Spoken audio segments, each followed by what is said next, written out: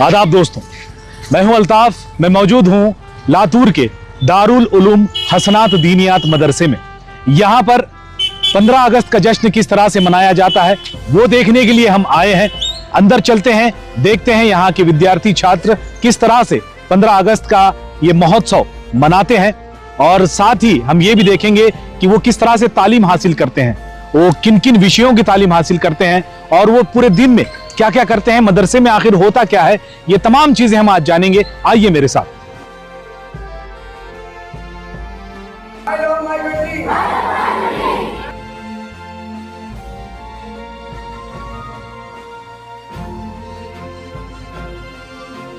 हमारे मुल्क में हिंदू मुसलमान साथ रहते हैं।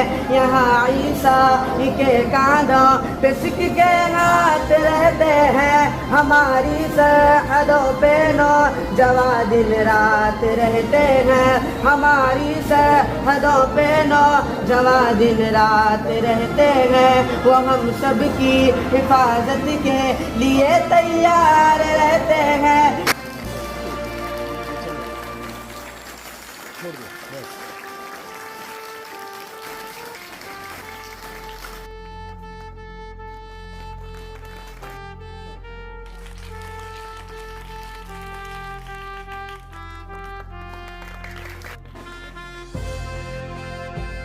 मौलाना, आजादी की 78वीं सालगिरह बहुत बहुत मुबारक हो। आपको भी बहुत बहुत मुबारक हो। सभी को मुबारक हो। और ये कितने सालों से आप जश्न मना रहे हैं यहाँ पे इस तरह से? जी सर, इस इदारे को तकरीबन 30 या 35 साल हो गया जो इसका क़याम अमल में आया है इस सरज़मीन पर, और जब से लेकर के आज तक जश्न आज़ादी हम लोग मनाते आए हैं। और मैं तकरीबन जब से यहाँ का प्रिंसिपल हूँ तकरीबन 20 साल से, मेरे पहले भी होता था और मेरे ज़माने में भी होता है, और इंशाअल्लाह जब तक ये इदारा कायम रहेगा इसी तरह आज़ादी का जश्न यहाँ पर होता रहेगा। और हम हमेशा से, दरअसल इदारों ने ही आज़ादी की रूह फूंकी थी हिंदुस्तान के अवाम के सीनों में, और वहीं से ये शुरू हुई थी। और इंशाअल्लाह जब तक इदारे कायम रहेंगे आज़ादी का जश्न गाया जाता रहेगा। बाहर हम सुन रहे थे कि मदरसे के अंदर हिंदुस्तान से मोहब्बत नहीं की जाती है। यहाँ आकर मैंने बच्चों को सुना जी, माशाल्लाह बड़े अच्छे उन्होंने तराने गाए, नात पढ़ी कि हिंदुस्तान हमारा है, फ्लैग होस्टिंग भी यहाँ पर हुई जी। इस पर मतलब क्या है? बाहर की तस्वीर अलग है, हम अंदर आते हैं तो पूरा हिंदुस्तान हमें यहाँ नजर आता है। इस पर क्या कहेंगे? सर, आप तो मीडिया वाले हैं, आप तो इस कंट्रोवर्सी को अच्छी तरह से समझते होंगे। लोगों के अपने अपने नजरियात है, अपने अपने ख्यालात है, उस तरह के लोग हमेशा से पाए जाते और पाए जाते रहेंगे।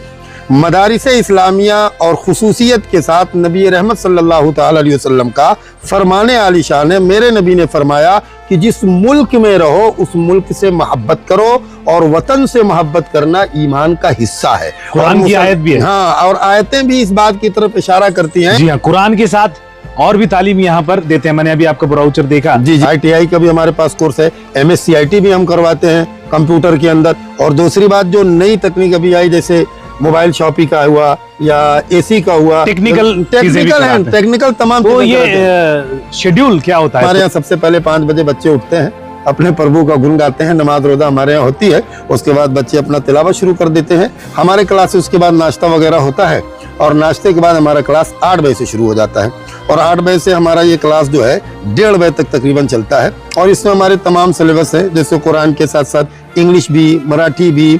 और उसके बाद जो है 1:30 बजे के बाद हमारे यहाँ लंच होता है। उसके बाद फिर कंप्यूटर क्लासेस हमारे शुरू हो जाते हैं, और कंप्यूटर क्लास के साथ साथ हमारे यहाँ 1:30 बजे से लेकर के 2 बजे और 2 बजे से लेकर के 5 बजे तक, उसमें जो हमारे यहाँ है ये सारे मोबाइल शॉपिंग का और जो हमारे AC का है और दूसरे जो प्रोग्राम्स है वो सारे उसी में हम अरेंज करते हैं 5 बजे के अंदर में। फिर 5 बजे के बाद हमारे यहाँ नमाज होती है। नमाज के बाद बच्चों को खेलने के लिए जी हाँ, ये सामने फील्ड है, वहाँ भी खेल सकते हैं। यहाँ भी वॉलीबॉल वगैरह, क्रिकेट वगैरह, और मदरसा सभी चीज प्रोवाइड करता है। और जी, खिलाड़ी भी बन रहे हैं।